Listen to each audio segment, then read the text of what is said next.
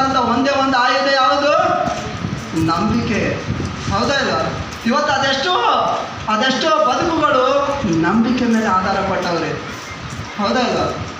ನಂಬಿಕೆ ಮೇಲೆ ಸಾಗ್ತಾ ಇದೆ. ನಂಬಿಕೆ ಎಷ್ಟು ಶ್ರೇಷ್ಠವಾದದ್ದಲ್ಲ.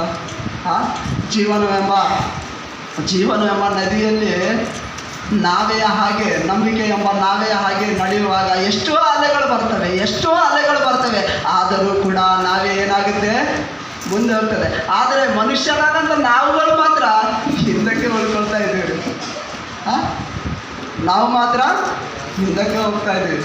ಆದರೆ ಯೇಸು ಕ್ರಿಸ್ತನ ಮಾತು ಹೇಳ್ತದೆ ನೋಡಿ, ಕೇಳಿ. ಓಕೆ, ಲೂಕಾಸ್ ವಾರ್ತೆ 8ನೇ ಅಧ್ಯಾಯ 25ನೇ ವಚನ ನೋಡಿ, ಯಾವ ಥರ ಇದೆ ಮಾತು. ಅಲ್ಲಿ ಒಂದು ಸನ್ನಿವೇಶ ಜರುಗಿದೆ. ಆದರೆ ಆ ಸನ್ನಿವೇಶದಲ್ಲಿ ಯೇಸು ಕ್ರಿಸ್ತನ ಒಂದು ಮಾತು ಹೇಳ್ತಾ ಇದ್ದಾನೆ, ಬಹಳ ಅದ್ಭುತವಾದಂಥ ಮಾತು.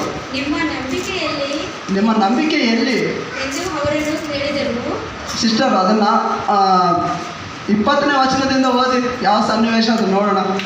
ನಿನ್ನ ತಾಯಿಯೂ ನಿನ್ನ ತಮ್ಮಂದಿರು ಕಾಣಬೇಕೆಂದು ಹೊರಗೆ ನಿಂತಿರುತ್ತಾರೆ ಎಂದು ಹೇಳಿದಾಗ ಆತನು ಅವರಿಗೆ, ಯಾರು ದೇವರ ವಾಕ್ಯವನ್ನು ಕೇಳಿ ಅದರಂತೆ ನಡೆಯುತ್ತಾರೋ ಅವರೇ ನನಗೆ ತಾಯಿಯೂ ಸಹೋದರರು ಆಗಬೇಕು ಎಂದು ಉತ್ತರ ಕೊಟ್ಟನು.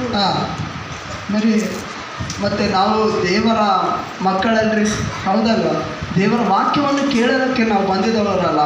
ಯೇಸು ಕ್ರಿಸ್ತನೇ ಹೇಳ್ತಾನ್ರಿ, ನೀವು ದೇವರ ಯಾರು ನನ್ನ ತಂದೆಯ ಚಿತ್ತದ ಪ್ರಕಾರ ನಡೆಯುತ್ತಾರೆ ಅವರೇ ನನ್ನ ಬಂಧುಗಳು, ನನ್ನ ಅಕ್ಕ ತಂಗಿಯರು ಅಂತ ಹೇಳ್ತಾ ಇದ್ದಾನೆ. ಹಾಗಾದರೆ ಅಲ್ಲಿ ಒಂದು ಸನ್ನಿವೇಶ ಬರ್ತಾ ಇದೆ. ಏನಂದರೆ ಅಲ್ಲಿ ಶಿಷ್ಯರಿಗೆ, ಅಲ್ಲಿ ಕೆಲವರು ಕೇಳ್ತಾ ಇದ್ದಾನೆ, ನಿಮ್ಮ ನಂಬಿಕೆ